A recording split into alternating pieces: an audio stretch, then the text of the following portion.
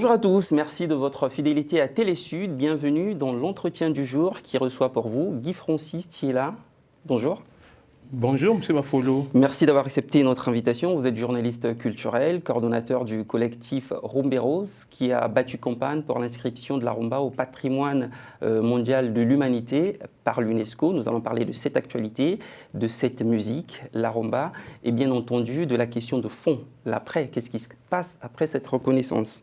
Merci en tout cas d'être venu. Alors avant d'évoquer justement cette question de fond, j'aimerais qu'on s'arrête sur l'actualité. On est le 14 décembre 2021, l'UNESCO reconnaît la rumba au patrimoine mondial de l'humanité. Quel est votre sentiment ce jour-là? C'est peut-être le même aujourd'hui encore? D'abord, je voudrais vous remercier infiniment de m'avoir reçu sur votre plateau pour aborder cette question qui me tient tant à cœur, qui est celle de l'inscription de la rumba au patrimoine immatériel de l'humanité. C'est vraiment... comment vous dire, mon sentiment était un sentiment naturellement de satisfaction. C'est un sentiment de satisfaction, de fierté, parce que nous avons durement battu campagne pour réussir cette inscription qui n'était pas donnée d'avance parce qu'il faut remplir des critères assez sévères. Et donc, évidemment, nous en sommes très fiers. Pas seulement moi, mais tous ceux qui ont contribué justement à ce que ce genre musical puisse être reconnu au patrimoine immatériel de l'humanité. Je fais allusion notamment au comité que j'ai conduit. On va parler de ce comité justement, on va parler de la campagne en tant que telle pour permettre à celles et ceux qui ne sont pas forcément en phase avec le jargon des classements UNESCO, pour leur permettre de comprendre justement. Alors la rumba congolaise inscrite au patrimoine mondial de l'humanité, ça veut dire quoi? Alors pour aller vite, c'est d'abord la reconnaissance d'une communauté donnée qui a donc travaillé pour, je dirais, amener cette rumba à ce qu'elle devienne ce qu'elle est devenue, parce qu'il faut bien se rappeler que la rumba congolaise dérive de la tradition, du folklore. Et donc pour qu'elle puisse revêtir l'aspect qu'elle a aujourd'hui, il a fallu qu'un travail soit fait. Donc reconnaître que ce travail est issu du bassin du Congo, là en l'occurrence du Congo-Brazzaville, du Congo-Kinshasa, et aussi un tout petit peu de l'Angola, mais qui n'a pas été associé à la démarche, et un tout petit peu aussi du Gabon. Mais c'est juste un vecteur de rayonnement? Est-ce qu'il y a une subvention derrière?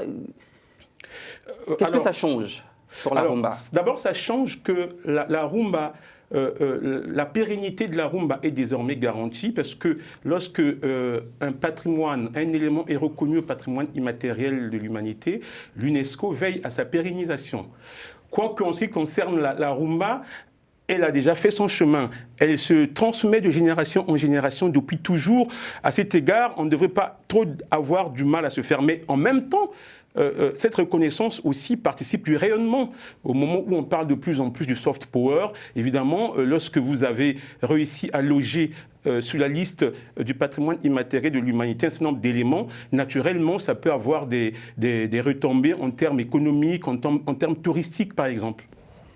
Alors, votre collectif est composé d'imminentes personnalités, de journalistes, écrivains, acteurs du monde culturel. On va en citer quelques-uns, si vous le voulez bien. Clément Ossinondé, Anita Ngapi, Marian Fonengombe, Sek Bidens, Théo Blaise Konkou, Feriol Ngasaki, et j'en oublie les meilleurs. Comment avez-vous mené campagne sur le terrain? Qu'avez-vous fait concrètement?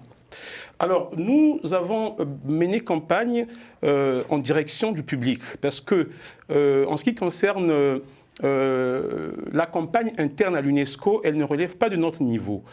Celle-là relève du niveau étatique. C'est notamment l'ambassadeur du Congo à l'UNESCO, Henri Osebi, qui a battu campagne auprès de ses pairs pour justement parvenir à cette reconnaissance. Nous, en revanche, notre mission était vraiment de nous adresser au grand public, parce que la rumba a un caractère populaire.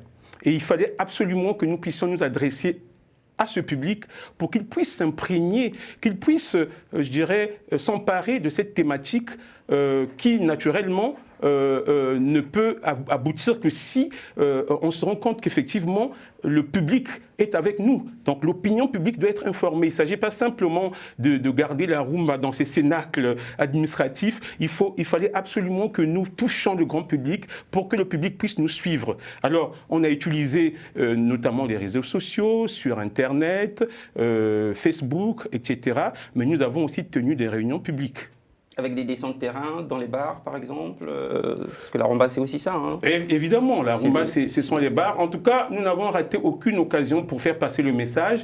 Partout où nous partions, dans les bars dancing, dans les mariages, à chaque fois qu'on a eu l'occasion de publier, de communiquer avec le public, nous l'avons vraiment fait. Je me souviens, par exemple, que je me suis rendu au siège de l'UNESCO, où j'ai fait un clip personnel que j'ai diffusé dans tous les réseaux sociaux, et j'en ai aussi fait un au théâtre de la ville. Là, c'était dans un cadre beaucoup plus institutionnel où il était question de parler du temps des aînés dans le cadre de l'année culturelle l'Afrique.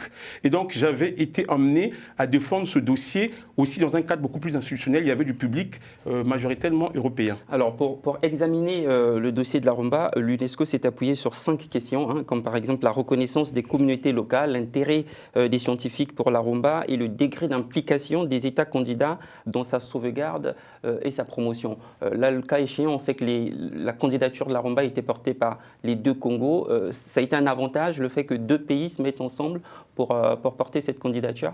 Ah bien évidemment, l'union fait la force. Je ne suis pas sûr que si un des 2 seuls pays avait mené campagne, que l'issue aurait été la même. Je ne suis pas sûr. Et donc, et d'ailleurs, parmi les critères, il y a un facteur de cohésion sociale. Il faut prouver que l'élément qui prétend être inscrit au patrimoine immatériel de l'humanité est vecteur de cohésion sociale. Là, en l'occurrence, on le voit très bien que le lingala, qui est la langue principalement utilisée dans la rumba, unit au moins 3 pays. Le Congo-Brazza, le Congo-Kinshasa et une petite partie de l'Angola, pour ne citer que ces 3 pays-là où vraiment le lingala est très parlé. 3 pays qui constituaient l'ancien royaume Congo, hein, d'ailleurs d'où vient la rumba. Évidemment, ces 3 pays, et alors il faut un tout petit peu aussi adjoindre le Gabon. Dans une moindre mesure. Le Gabon dans une moindre mesure, mais en tout cas ce sont les 3 pays, comme vous l'avez dit, qui constituaient le royaume Congo, cette fois-ci avec K. Donc bien entendu avant la colonisation. Alors justement, les historiens sont tous d'accord hein, pour reconnaître que la rumba est née là, dans l'ancien royaume du Congo. Elle est exportée avec la traite négrière aux Amériques. Comment expliquer par exemple que la rumba cubaine, entre guillemets tirée donc de la rumba congolaise, a été reconnue au patrimoine mondial de l'UNESCO en 2016 et que la rumba congolaise ne soit reconnue que maintenant cette année? Alors, d'abord, c'est une question d'initiative. Cuba a pris de vitesse les 2 Congos, c'est d'abord ça, parce qu'il faut introduire un dossier assez solide. Et en plus, il fallait que les États puissent se mettre d'accord et de constituer aussi des comités scientifiques. Donc je pense que la primauté, l'antériorité de la reconnaissance de la rumba cubaine par rapport à la rumba congolaise, c'est uniquement une question d'initiative. Le Cuba a été plus rapide que les 2 Congos, c'est pourquoi la rumba cubaine a été reconnue. Et d'ailleurs, ça a même, comment dire ça, failli poser des soucis parce que parmi les éléments qu'il fallait démontrer, il fallait prouver que la rumba congolaise avait des spécificités tout à fait particulières par rapport à la rumba cubaine, parce que si c'était la même chose, il n'y aurait jamais eu de reconnaissance. Non bis in idem. Alors, depuis 70 ans, hein, on va dire, la rumba accompagne les mutations de l'histoire africaine dont elle est témoin, vecteur de mobilisation. Elle a parfois été un instrument de lutte, de revendication culturelle, sociale, politique. On se souvient de l'indépendance tchatcha, hein, devenue l'hymne des indépendances dans toute l'Afrique. On se souvient également des morceaux engagés d'artistes comme Franco ou Franklin Bokaka. Souvenez-vous de Pont sur le Congo. Qu'est-ce qui reste de cet engagement ? Eh ben, On a l'impression qu'il n'y a plus d'engagement dans la rumba. Cet engagement, il faut déjà le comprendre dans un contexte, je dirais, colonial ou immédiatement post-colonial.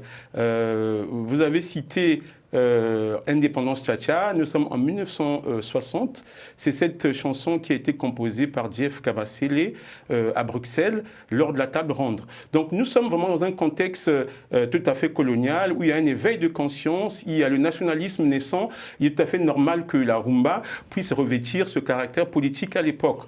Mais aujourd'hui, cette dimension a un tout petit peu disparu. C'est normal. N'empêche que la rumba reste toujours un outil de revendication, pas toujours politique, quoique quelquefois ça prend encore cette dimension. Mais aujourd'hui, je pourrais dire que la rumba a plutôt un caractère, je dirais, de revendication sociale ou de militance sociale. Si vous écoutez les œuvres de Franco, de Rochero, de Pamelo Muka, vous vous rendez compte qu'ils chantent la société. Donc je pense que c'est aussi une forme politique, si on entend la politique comme étant, je dirais, cette science qui gouverne, qui régit les lois de la société. Ça a quand même beaucoup changé hein, avec la nouvelle tendance de rumba portée par Fally Ipupa par exemple, ou Erichi Watanabe et les autres. Hein, mais... évidemment, la rumba, c'est pas un élément figé. La rumba doit s'insérer dans les mutations de son époque pour rester en phase. Si la rumba devrait être figée, c'est sûr qu'elle ne serait pas avec nous aujourd'hui. Donc le changement est un gage de pérennité et d'adaptation. Quoi qu'on savoure, hein, bien cette musique qu'on aime écouter, hein, de cette nouvelle génération qui a commencé évidemment avec le Tchatcho de Koffi Olomide, etc. Alors, qu'est-ce qui se passe aujourd'hui? Que va faire votre collectif? Parce que la reconnaissance est une chose, mais le service après-vente va suivre. Qu'est-ce qui se passe? Est-ce que vous avez d'autres projets après cette reconnaissance? Alors, pour nous, le plus dur commence maintenant. Exactement. Nous avons gagné, je pourrais dire, une bataille, mais pas toute la guerre, pour paraphraser De Gaulle. Donc, il nous reste aujourd'hui à réfléchir, à faire des préconisations auprès des gouvernements pour que de cette reconnaissance puisse naître une dynamique nouvelle. Par exemple, nous comptons bien, je dirais, demander qu'au niveau des deux Congos, on puisse bâtir des conservatoires, qu'on puisse bâtir, proposer des festivals, qu'on puisse construire des écoles, qu'on puisse... Un gros travail. Des écoles pour faire quoi? Pour enseigner la rumba. Il faut bien que la rumba soit enseignée, il faut qu'elle soit codifiée, parce qu'il est temps que la rumba sorte de son précaré du bassin du Congo. Il faut que la rumba s'exporte, parce que c'est même ça la définition d'un élément qui rentre dans le patrimoine immatériel de l'humanité. Il faut que la chose s'universalise. Et donc, pour qu'elle s'universalise, pour que, par exemple, le français, l'italien, l'égyptien puissent apprendre la rumba, il faut qu'il y ait, je dirais, des process bien codifiés qui puissent faire que la rumba devienne accessible au plus grand nombre. C'est ça, justement, l'enjeu. Et comment comptez-vous le faire, ces préconisations? Vous souhaitez aller voir des chefs d'État Au moment où nous parlons, nous attendons juste que cette période des fêtes passe. Nous allons reprendre le travail, notre bâton de pèlerin, pour travailler. Et nous allons donc écrire une espèce de livre blanc qui contiendra toutes nos propositions qu'on va envoyer à Brazzaville, autant qu'à Kinshasa, et nous mènerons pression, nous battrons campagne comme on l'a fait, nous sommes déjà rodés. Donc nous ferons la même chose pour que nos préconisations, même si elles ne sont pas acceptées dans la totalité, mais en tout cas que certaines d'entre elles puissent être retenues, parce que c'est le gage même de notre crédibilité. Ça ne sert à rien d'avoir une rumba reconnue et que par la suite, il n'y ait rien. Ce n'était pas vraiment une fin en soi, mais c'était une étape vers d'autres horizons. J'espère que vous serez entendu. Dernière question pour terminer cet entretien. Quel est le dernier morceau rumba que vous avez écouté ou que vous écoutez régulièrement? Alors moi, le dernier morceau rumba que j'ai écouté, c'est Fally Ipupa. Fally Ipupa, c'est dans... Oh là là, le titre m'échappe à l'instant. Aflaye? Oui, Aflaye, voilà, merci. Voilà, Aflaye, j'ai eu un trou de mémoire, tout à fait. Oui, un joli morceau, c'est une de ses plus belles rumbas. Voilà, c'est Guy le dernier mot. Francis Thiela, merci d'être venu sur ce plateau. Moi, je vous remercie de m'avoir reçu et j'espère qu'on aura l'occasion d'en reparler un jour. Ben, je l'espère aussi. Le rythme de la rumba est la cadence même du fleuve Congo avec ses secousses vertigineuses, avec ses élans impétueux et fusionnels. C'est par cette phrase de Feu Mfumu, ancien journaliste, ancien président du comité rumba du Congo, que je referme l'entretien du jour. De ce jour, justement. Merci à toutes celles et ceux qui l'ont suivi. À très vite sur Télé Sud.